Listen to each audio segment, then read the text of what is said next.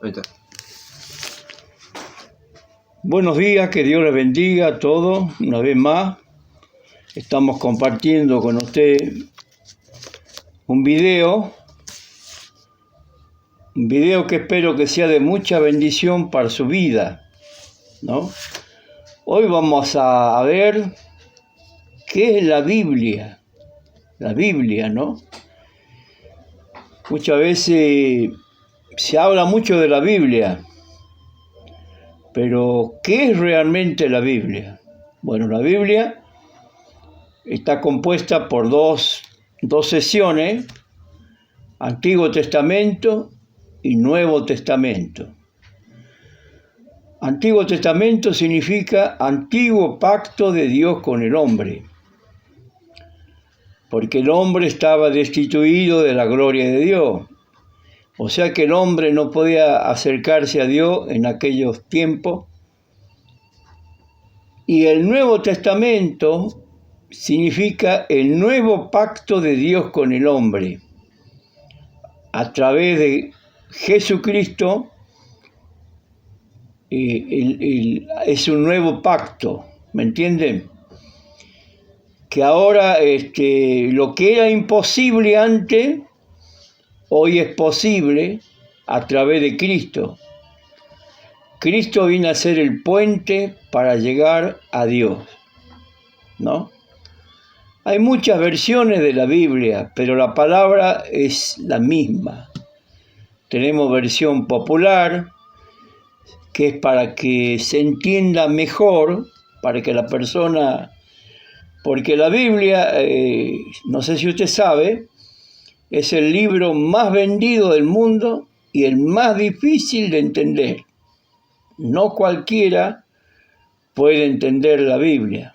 Los grandes sabios se rompieron la cabeza y nunca pudieron entender realmente lo que es la Biblia.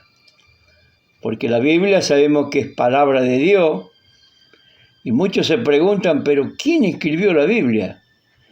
La Biblia dice que los santos hombres de Dios fueron con inspiración divina y a través de eso ellos escribían. Es como si alguien le dictara, ¿no?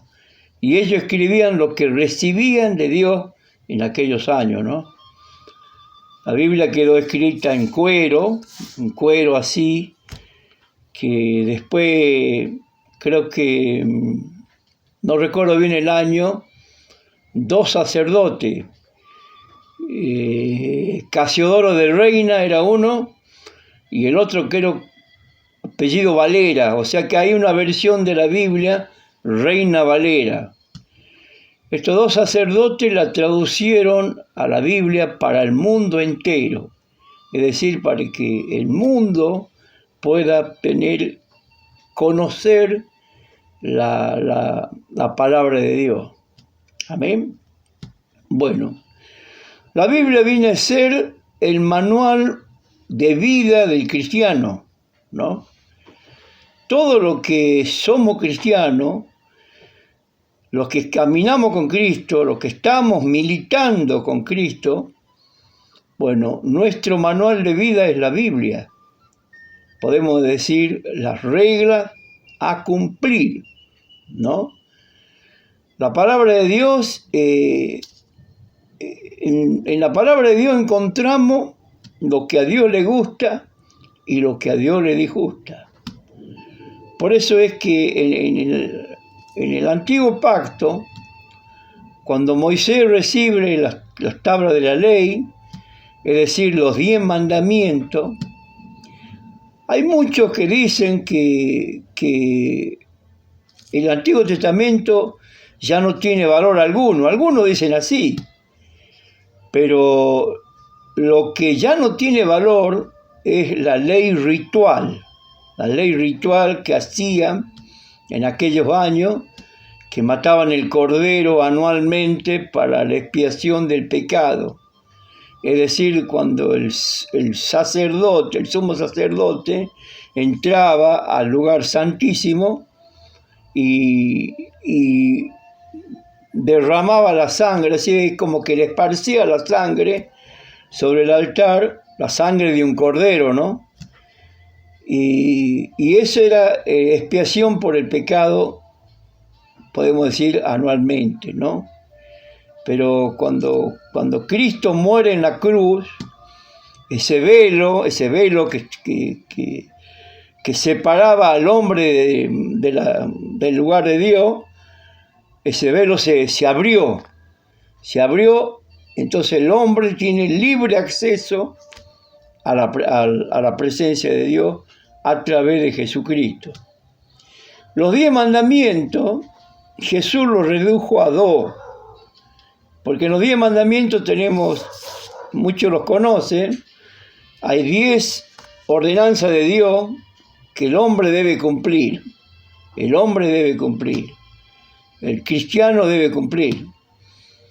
Entonces Jesucristo lo hizo a 2, a esos 10 mandamientos. Dice, amarás al Señor tu Dios con todo tu ser, con toda tu alma, con toda tu mente, con todo tu corazón, y amarás a tu prójimo como a ti mismo. En esos 2 mandamientos Jesús puso los 10.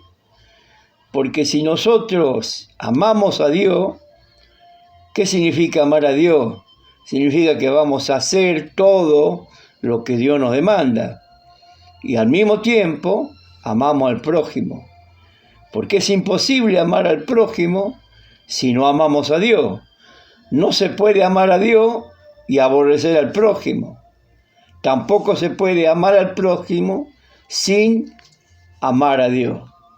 Bueno, mucho, yo me atrevo a decir, y soy responsable por lo que digo, que muchos como que no entienden qué es amar al prójimo.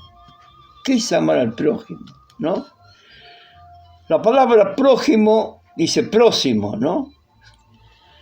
Pero yo creo que amar al prójimo, le hago un ejemplo a usted, ¿no? Un ejemplo. Si nosotros oramos solamente por nosotros mismos, es decir, oramos por los cristianos nomás, entonces no amamos al prójimo. Si amamos nosotros, ¿no? Pero Dios nos manda a amar al prójimo. O sea que yo debo orar aún por aquellos que todavía no conocen a Cristo. Debo preocuparme por ellos, me debe doler lo que a ellos les pasa, como hoy está pasando en este mundo, en esta sociedad, donde a diario vemos que matan gente, a diario vemos que desaparecen chicos, a diario vemos que hay padres que matan a los hijos, hijos que matan a los padres, y como cristianos nos tiene que doler. Si eso nos duele a nosotros es porque realmente amamos al prójimo. ¿Me entiende? Muchos creen que amar al prójimo es solamente amar a mi hermano, a mi papá, a mi mamá, los demás, que Dios le ayude. No tiene que ser así. Yo me atrevo a decir que este gobierno que estamos teniendo hoy inclinó la balanza solamente para una parte, podemos decir para la parte pudiente, para la parte que tiene, ¿no? Y los otros, que Dios le ayude. Y eso no le agrada a Dios. Si bien es cierto, dice que es fuerza del cielo, que esto y que este otro, pero yo creo que Dios no puede estar conforme con gobiernos que dejan de lado a los pobres, que dejan de lado a la gente que no tiene. Porque según la Biblia, allá en el Antiguo Testamento, encontramos que dice, no serás de mezquino corazón. ¿Qué significa eso? Significa que mientras yo pueda dar, tengo que dar. Es decir, si alguien golpea tu puerta y por ahí te piden un pedazo de pan o te piden un poco de azúcar, vos tenés que darle. Tenés que darle porque eso es amar al prójimo. Pero si vos le negás eso, entonces no estás amando al prójimo. Yo creo que la Biblia, yo te puedo mencionar muchas partes de la Biblia, porque hace tantos años que leo la Biblia, que hasta el punto que prácticamente la tengo en la cabeza, la Biblia, ¿no? También en la Biblia nos habla de un infierno, que muchos no creen en el infierno. Algunos dicen, el infierno es esto. Ojalá el infierno fuese esto. Pero allí en el Nuevo Testamento, si no me equivoco, hoy con el celular lo encuentran fácil a la cita. En el Nuevo Testamento, creo que es en el Evangelio según San Lucas, encontramos la parábola del rico y Lázaro, ¿no? ¿Quién eran esos dos? Lázaro era podemos decir, un mendigo que estaba ahí en la puerta de la casa del rico, y él veía cómo el rico comía manjares delante de él, y él padecía hambre, ¿no? Pero bueno, cuando los dos murieron, podemos decir, cambió la situación. ¿Dónde estaba Lázaro y dónde estaba el rico? El Lázaro estaba con Abraham, ahí en la presencia de Dios, y el rico estaba en un lago de fuego, a tal punto que el rico le dice a Abraham, Padre Abraham, envía a Lázaro para que me moje los labios con su dedo, porque es muy, muy fuerte esta llama, habla de llama, significa que estaba en un lugar ardiente. Pero Abraham le contesta, Lázaro en la tierra tuvo muchas necesidades, podemos decir así, ¿no? Y él comía espléndidamente y no se preocupaba porque estaba a la puerta, quizás pidiendo un pedazo de pan, ¿no? Bueno, ahí estamos viendo que los malos, aquellos que realmente no se arrepienten de su maldad, sabemos a dónde van. Hay un infierno. Y aquellos que se arrepienten, pero de corazón, de verdad, está reservado el cielo para ellos. Eso dice la Biblia. La Biblia también me habla, que mucho le cuesta creer, de que Jesucristo, así como se fue, va a volver, ¿no? Allá en el libro de los Hechos, al final del libro de los Hechos, encontramos que cuando Jesús está yendo al cielo, los apóstoles tenían su mirada puesta, viendo cómo Jesús se elevaba. Entonces un ángel les dice a ellos, ¿por qué están mirando el cielo? Este Jesús, así como fue tomado, así volverá. Significa que Él va a volver a buscar a su iglesia. ¿Y quién es la iglesia de Cristo? La iglesia de Cristo dice que el Señor no habita en templos hechos por manos humanas. La casa del Señor prácticamente es el corazón de cada cristiano. Él habita en el corazón del cristiano, no habita en templos hechos por manos humanas. Y un día, que ya las señales casi están cumplidas todo, Él vendrá a rescatar a la iglesia. Es decir, nadie se va a dar cuenta el rescate, ¿me entiende? Va a haber una gran desaparición de gente en el mundo que dicen algunos gente, ¿no? Teólogos, eso, que los gobiernos de ese tiempo dicen que van a decir, ¿qué pasó? Algunos van a decir, se portaron mal con Dios y los llevó el diablo, ¿no? Otros dirán, los llevaron los extraterrestres, ¿no?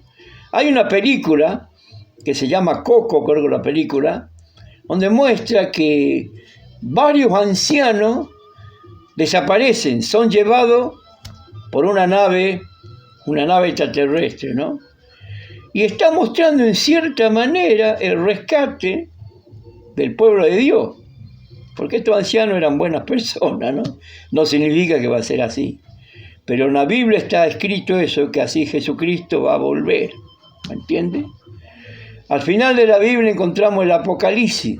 El Apocalipsis, ahí marca todo lo que va a pasar, todo lo que va a acontecer en esta tierra, en este mundo, ¿no? Los 12 apóstoles, la mayoría de ellos murieron a espada, otros murieron aserrados, dice la Biblia. Pero Juan, que era el más joven de todos, él fue condenado a la isla de Patmos. Lo dejaron ahí para que se muera de hambre prácticamente, ¿no? Y en esa isla Dios le mostró a Juan, y Juan escribió el Apocalipsis, las cartas a las iglesias, todo. Y no es fácil entender, pero se entiende espiritualmente, porque la Biblia dice, mis palabras son espíritu y son vida. Quiere decir que la Biblia se la entiende espiritualmente, porque es algo espiritual. Usted puede leer ida y vuelta la Biblia. Algunos dicen, yo la conozco de tapa a tapa. Pero si no hay un espíritu, si no hay espíritu en la persona, no vamos a lograr entender nada, porque es la obra del Espíritu Santo. El Espíritu Santo enseña, guía, corrige, es el Espíritu de Dios. Jesucristo se fue, pero hoy está el Espíritu Santo en esta tierra, que en cierta manera impide que el diablo haga de la suya, aunque el diablo hace la suya, pero cuando el Espíritu Santo se vaya de la tierra, juntamente con la iglesia, entonces el diablo ahí va a mostrar realmente quién es. Ahí aparecerá el anticristo y cuantas cosas más. La Biblia dice que el anticristo ya está en la tierra. Esa es la Biblia. La Biblia nos cuenta tantas historias de la cual nosotros podemos aprender. Pero claro, la Biblia es un libro que el cristiano atesora, el cristiano día a día está viendo la palabra de Dios, día a día está leyendo, es un alimento espiritual. Así como usted se alimenta físicamente todos los días, bueno, el alma necesita alimentarse a través de la palabra de Dios. Eso es la Biblia.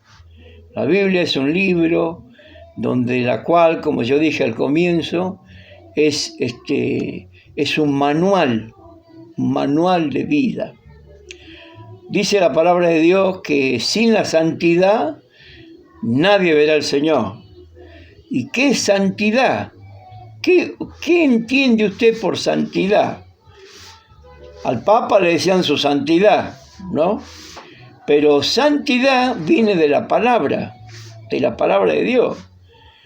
Porque Jesús, en San Juan 17, en la oración al Padre, Él dice, santifícalo en tu palabra es verdad. ¿Qué significa? Que al leer la Biblia, al leer la palabra de Dios, nosotros nos vamos santificando, porque la palabra es la que nos santifica. La palabra es lo que nos santifica y eso nos lleva a vivir en santidad, para que se entienda mejor. Cuando ponemos en práctica la palabra de Dios, estamos viviendo en santidad. Pero si yo no pongo en práctica la palabra de Dios, no sirve para nada. Es una teoría que no tiene valor alguno. Bueno, espero que sea de bendición para su vida y tengo mucho para hablar de la Biblia, muchos temas, muchos textos bíblicos, muchas historias que a través de estos videos vamos a compartir. Que Dios lo bendiga.